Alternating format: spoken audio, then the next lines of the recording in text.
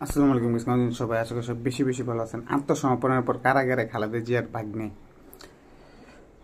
দুর্নীতি ও কর ফাঁকির দুই মামলায় খালেদা জিয়ার ভাগ্নে শারমিন ইসলাম চৌধুরী তুহিন আদালত আত্মসমর্পণ করেছেন, জামিন চেয়েছেন। আদালত তা মঞ্জুর করে কারাগারে পাঠিয়েছেন।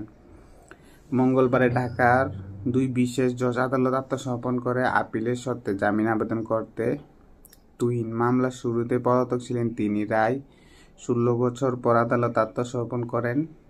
জামিন আবেদন তুহিন দুই মামলার মধ্যে প্রথম কর ফাঁকির মামলায় ঢাকার বিশেষ জজ আদালত 9-এর বিচারক প্রমাণিত আদালত আইনজীবী সৈয়দ শুনানি শেষে জামিন আবেদন মঞ্জুর করে তাকে কারাগারে পাঠানোর আদেশ দেন। এরপর অবৈধ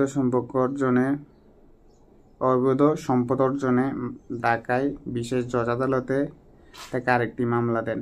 এই সময় আসামির পক্ষে আইনজীবীরা তার চিকিৎসা ও বিভীষণ চেয়ে আবেদন করেন। আবেদনে তিনি হৃদরোগ সহ বিভিন্ন জটিল রোগে ভুগছেন জানান আদালতকে।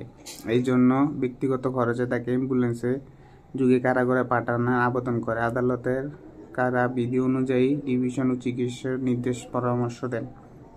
জানা যায়, কর ফাঁকির অভিযোগে অবৈধ সম্পদ অর্জনে 2027 সালে তার নামে মামলা হয়।